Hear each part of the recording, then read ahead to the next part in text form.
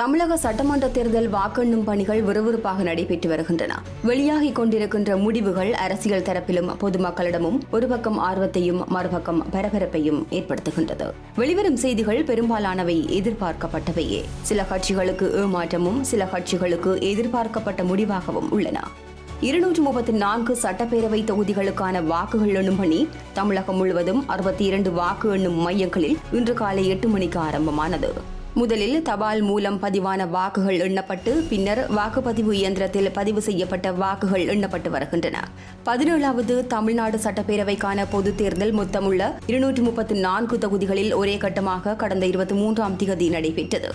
234 தொகுதிகளிலும் அரசியல் கட்சிகளின் வேட்பாளர்கள் மற்றும் சுயேட்சை வேட்பாளர்கள் என மொத்தம் 4023 பேர் போட்டியிட்டனர்.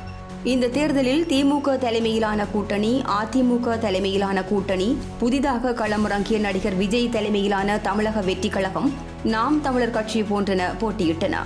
இந்நிலையில் தமிழக தேர்தல் முடிவுகளில் முன்னணி நிலவரம் பரபரப்பாக வெளியாகிக் கொண்டிருக்கும் இந்த தருணத்தில் தமிழகத்தின் ஆட்சி அதிகாரத்தை கைப்பற்றுவதற்கான 118 என்ற எண்ணிக்கையை எந்த கூட்டணி வெல்லும் என்ற எதிர்பார்ப்பு தொடர்ந்து அதிகரித்து வருகின்றது.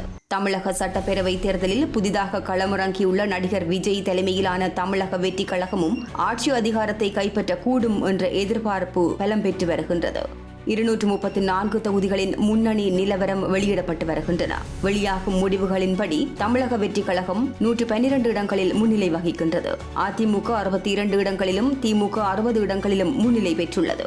மு.க. ஸ்டாலின் சென்னை கொளத்தூர் தொகுதியிலும், உதயநிதி ஸ்டாலின் சென்னை சேப்பாக்கம் திருவல்லிக்கேணி தொகுதியிலும், எடப்பாடி பழனிசாமி சேலம் எடப்பாடி தொகுதியிலும், விஜய் சென்னை பெரம்பூர் மற்றும் திருச்சி கிழக்கு தொகுதிகளிலும், சீமான் காரைக்குடி தொகுதிகளிலும் போட்டியிட்டனர்.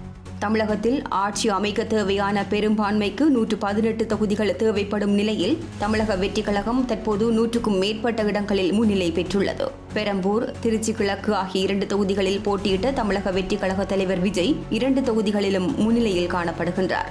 கொளத்தூர் தொகுதியில் போட்டியிட்ட மு.க. ஸ்டாலின் பின்னடைவை சந்தித்துள்ளார்.